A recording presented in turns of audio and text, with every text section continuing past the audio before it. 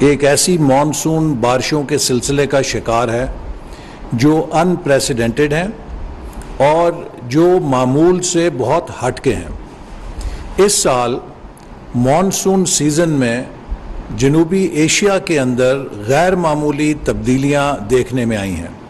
یہی وجہ ہے کہ بنگلہ دیش اور انڈیا میں بھی مانسون بارشوں نے تباہی مچائی ہے، اور بنگلہ دیش اور انڈیا میں بھی انسانی جانوں کا، وہاں پر انفراسٹرکچر کا اور زراعت کا بے شمار نقصان ہوا ہے۔ اسی طرح آج دنیا کے مختلف علاقوں میں جو موسمیاتی تبدیلی ہے وہ ہیوک پلے کر رہی ہے۔ حال ہی میں ابھی امریکہ میں ٹیکسس کی ریاست میں، ویسٹ ورجینیا میں، کینٹکی میں اور دیگر ان کی ریاستوں میں غیر معمولی فلیش فنڈنگ نے درجنوں لوگوں کی زندگی لے لی۔ اس وقت سوڈان کے اندر بھی غیر معمولی طوفان برپا ہیں۔ یہ وہ سلسلہ ہے کہ جو دنیا میں گلوبل وارمنگ کے نتیجے میں موسم کو بری طرح متاثر کر رہا ہے۔ پاکستان نے 2010 میں بھی ایک بدترین سیلاب کا تجربہ کیا تھا، اور میں یہ بات ضرور بتانا چاہتا ہوں کہ 2010 کے اس سیلاب کے بعد جو نیا انفراسٹرکچر بنایا گیا، اس میں مثال کے طور پہ خیبر پختونخوا میں نیشنل ہائی وے اتھارٹی نے ایک پل جو مین ہائی وے پہ تھا اور 2010 میں ٹوٹ گیا تھا، اسے 5 میٹر کی کلیئرنس دے کے 2010 کے سطح سے 5 میٹر مزید اس میں گنجائش رکھ کے تعمیر کیا۔ لیکن اس فلڈنگ کے اندر اس برج کے اوپر بھی پانی آ گیا۔ یہ ایک اس بات کی علامت ہے کہ 2010 کا جو سیلاب تھا اس سے بھی شدت میں یہ بارشیں اور یہ سیلاب بہت زیادہ ہے۔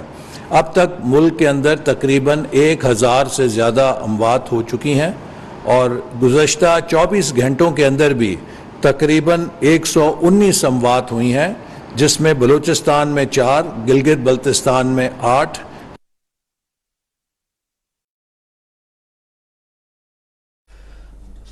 وفاقی وزیر برائے منصوبہ بندی احسن اقبال اسلام آباد میں نیوز کانفرنس کر رہے ہیں۔ انہوں نے کہا کہ اس سال جنوبی ایشیا کے اندر مانسون میں غیر معمولی تبدیلیاں آئی ہیں۔ یہ موسمیاتی تبدیلی ہیبت لے کر آئی ہے، اور اس وقت پاکستان میں سیلاب متاثرین مشکل میں ہیں۔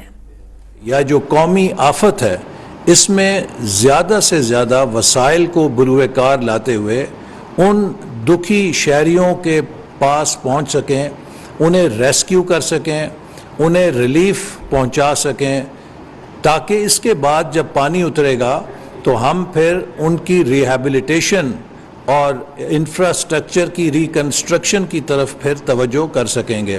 لیکن اس وقت پوری انتظامی مشینری کی توجہ ریسکیو اور ریلیف کے اوپر ہے۔ وزیر اعظم شہباز شریف نے اسی لیے ایک خطیر رقم 100 ارب روپے کی رقم 25,000 کا معاوضہ تقریباً 30 لاکھ سے زیادہ خاندانوں کے لیے منظور کیا ہے، کہ جو ان اضلاع میں 60% آبادی کو ملے گا جہاں پر بارش نے اور سیلابوں نے تباہی مچائی ہے۔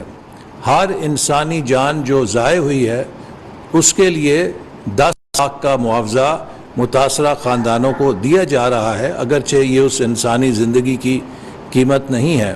اسی طرح ٹینٹس بڑی تعداد میں ہم تیار کروا رہے ہیں۔ اس وقت پاکستان میں جتنی ٹینٹ فیکٹریز ہیں وہ فل پروڈکشن میں کام کر رہی ہیں، اور این ڈی ایم اے ان سے ٹینٹس لے کے صوبائی حکومتوں کو فراہم کر رہا ہے۔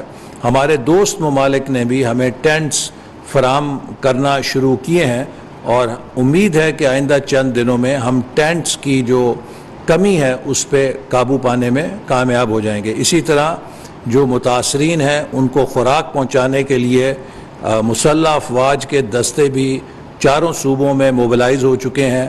جو صوبائی پی ڈی ایم ایز ہیں وہ بھی اس معاملے میں اپنا کام کر رہی ہیں۔ لیکن میں پھر یہ کہوں گا کہ یہ سکیل اتنا بڑا ہے، یہ اتنے بڑے سکیل کے اوپر تباہی ہے کہ کسی بھی ملک کا انتظامی ڈھانچہ یا کسی بھی ملک، ترقی یافتہ ملک کے لیے بھی اگر ایسی آفت پڑتی تو اسے بھی ناگہانی صورتحال کا سامنا کرنا پڑتا۔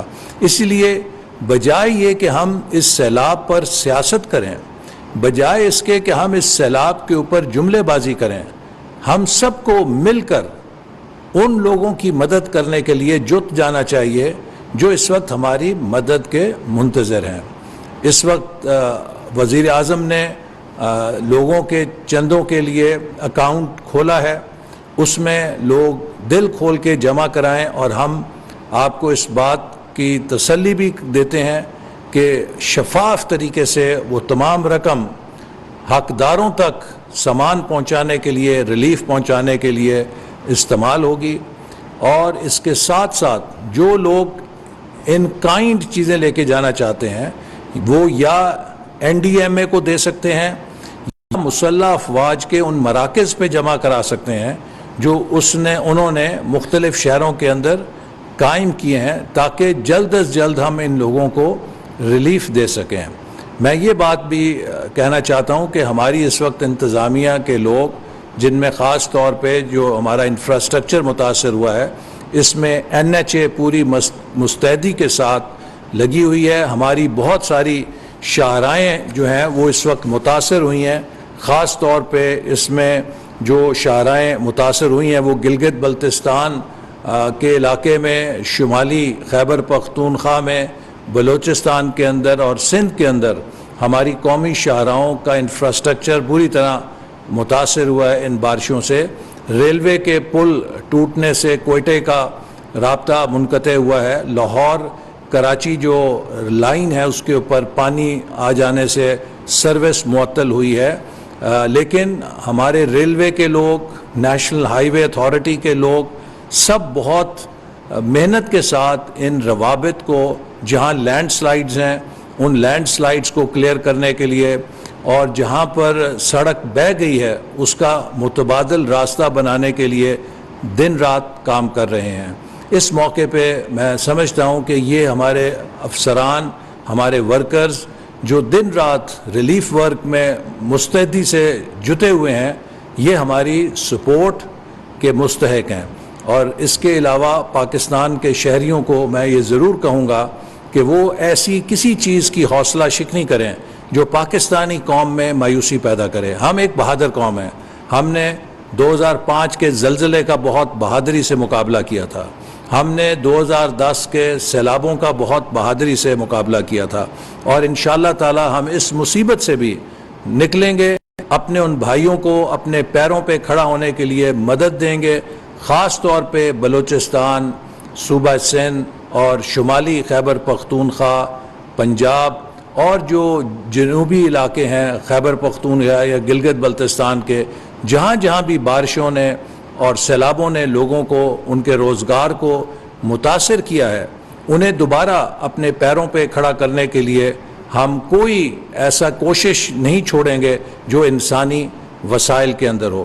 مجھے افسوس سے کہنا پڑتا ہے کہ آج ایک لیڈر نے، عمران نیازی صاحب نے کہا کہ یہ جو تباہی ہے یہ ان لوگوں کی وجہ سے آئی ہے چونکہ انہوں نے انفراسٹرکچر نہیں بنایا تھا۔ تو کیا امریکہ میں بھی ہماری حکومت تھی جہاں پہ ان سیلابوں نے بڑی تباہی پھیلائی ہے؟ کیا ہندوستان اور بنگلہ دیش میں بھی ہماری حکومت تھی کہ جہاں اس مانسون نے بہت بڑے پیمانے کے اوپر تباہی پھیلائی ہے؟ اس قسم کے سیاسی بیانات اور سیاست چمکانا ایک قدرتی آفت کے اوپر، یہ نہایت بے حسی اور خود غرضی اور انا پرستی کی علامت ہے۔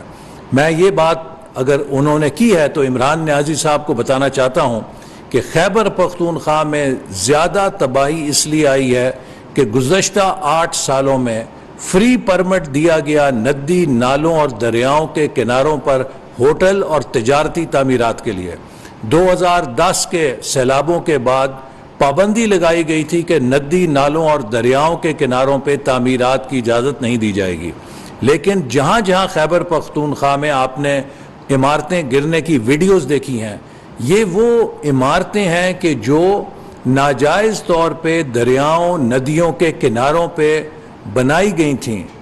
آخر ان کی اجازت کیوں دی گئی؟ کس نے ان کی اجازت دی؟ اس سوال کا بھی جواب عمران نیازی صاحب کو قوم بتانا چاہیے، چونکہ 8 سال سے خیبر پختونخوا میں ان کی حکومت ہے۔ لیکن میں پھر کسی سیاست میں یا سیاسی تنازع میں نہیں الجھنا چاہتا. یہ موقع اس بات کا نہیں ہے کہ ہم ایک دوسرے پہ انگلیاں اٹھائیں. یہ موقع اس بات کا نہیں ہے کہ ہم اپنی اپنی سیاسی جماعتوں کی علیحدہ علیحدہ مسجدیں بنائیں. یہ موقع ہے ہم ایک پاکستانی قوم بن کے اس مشکل صورتحال سے نکلنے کے لیے اپنے بے یار و مددگار بہنوں بھائیوں بچوں بزرگوں کی مدد کرنے کے لیے انہیں بتائیں کہ ہم ان کے ساتھ کھڑے ہیں. ہم سب ایک ہیں, ہم پاکستانی ہیں, اور ہم اس مصیبت کا بھی کامیابی سے اللہ کے فضل سے مقابلہ کریں گے.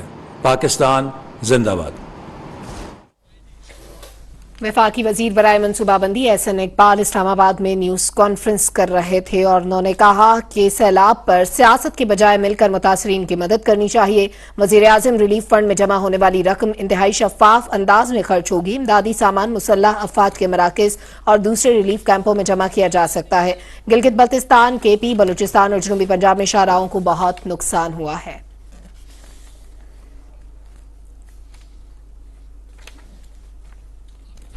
احسن اقبال نے کہا کہ اس قومی آفت سے مل کر ہی نمٹا جا سکتا ہے. امدادی سرگرمیوں میں پاک فوج سمیت تمام ادارے فعال ہیں. وزیر اعظم نے 100 ارب روپے کی رقم متاثرین کے لیے مختص کی ہے. متاثرہ خاندانوں کو ایک جان ضائع ہونے پر 10 لاکھ روپے دیے جا رہے ہیں. فوری طور پر فی خاندان 25,000 روپے بھی دیے جا رہے ہیں. سیاست کی بجائے ملکی متاثرین کی مدد کرنی چاہیے. وزیر اعظم ریلیف فنڈ میں جمع ہونے والی رقم انتہائی شفاف انداز میں خرچ ہوگی. وفاقی وزیر منصوبہ بندی احسن اقبال اسلام